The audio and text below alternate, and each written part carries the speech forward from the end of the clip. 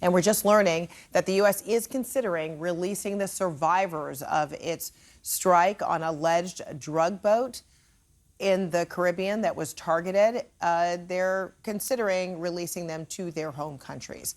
The two people are in military custody after surviving that strike this week.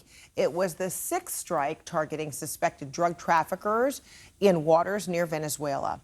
And it's the latest development in the increasingly tense relationship between the Trump administration and Venezuela's Maduro regime. Earlier this week, President Trump confirmed that he authorized the CIA to conduct covert action in Venezuela. With us now is Cynthia Arnson. She is an adjunct professor at Johns Hopkins School of Advanced International Studies. Great to see you. So, what's your reaction to this reporting that the two who have been taken into custody after that strike are now going to be released to their countries? Well, there have been lots of questions since these strikes on the small craft began. The Trump administration, of course, claiming that they were transporting drugs and just blew them literally out of the water. And now that there's some indication that people will be returned to their home countries, there's an indication that maybe they weren't drug traffickers, maybe they were just fishermen, perhaps they were migrants. But this idea that you kill people first and then ask questions later, I think has been really controversial, has led to all sorts of questioning of whether or not the Trump administration is violating not only domestic law but international law in staging these strikes. In contrast to the way this has always been done by the Coast Guard when there are vessels that are suspected of trafficking drugs. Again, a lot of facts have not been released as it pertains to these strikes. So how problematic is this potentially? What are your concerns?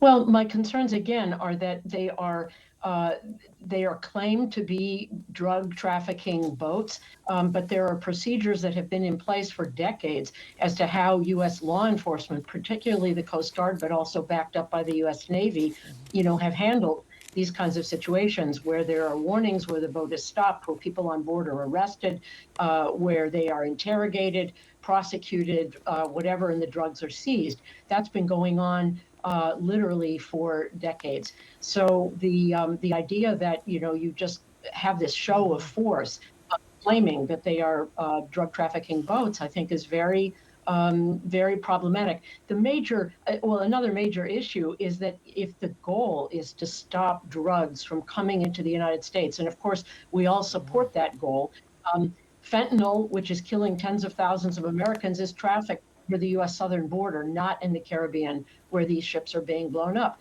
The majority of cocaine entering the United States comes through the Pacific coast, not the Caribbean. So even if there are drug boats, there are better ways to do this, and there are more important drug routes to be focusing on. So there's a lot of questions as to whether or not the justification, which is as an anti-narcotics operation, is really the goal, the principal goal of the U.S. government. Still a lot of questions, as you underscore there.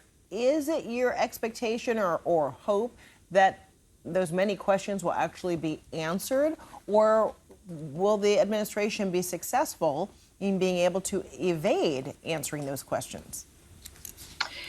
I suspect that they will not answer the questions. There have been many calls by Democrats on Capitol Hill for an accounting. There have been mostly justifications and pushback by the Trump administration. The main question is whether there is any evidence that the administration can release that shows that these, in fact, are drug trafficking boats. But again, this is in the context of much broader U.S. military pressure, a CIA finding that even President Trump acknowledged to start covert action within Venezuela. The goal, I think, is really regime change in Venezuela. And, I think people, small d Democrats around the world, around the hemisphere, would certainly celebrate the end of the government of Nicolas Maduro, which is repressive, which is involved in international organized crime. That would be a good thing. How that's to take place, what the plan is for the day after, how who provide security in the aftermath of this? Will the Venezuelan forces stand behind Maduro, or will they dissipate? These are all huge questions, and we don't really have good answers. President Trump said Maduro has been trying to strike a deal with the U.S. This is how President Trump put it. He has offered everything. He's offered everything. You're right. You know why? Because he doesn't want to around with the United States. How might this advance a deal? What do you say? Do you think the president's comments are a prelude to something concrete?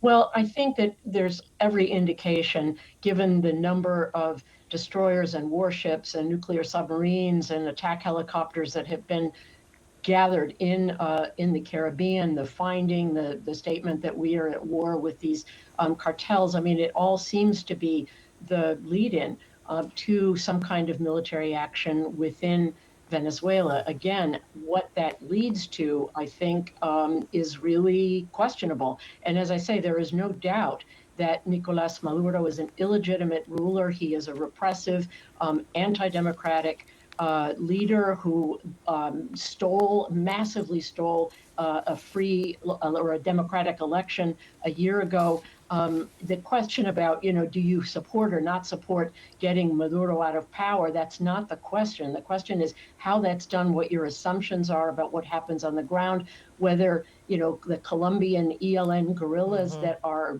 massively present in Venezuela join the fight against, whatever U.S. soldiers are on the ground or staging these strikes. I mean, these are really, really important questions that have not been answered, and I'm not sure they've been really thought through. And as to making a deal, I mean, there were really two tracks within the administration. Rick Grenell was negotiating with the Maduro government, and there was this sense that Maduro wanted to grant access to U.S. companies, possibly to the U.S. government, to its vast oil resources, to its mining resources, trying to prevent these kinds of military actions that might kill him, that might be aimed at taking him out.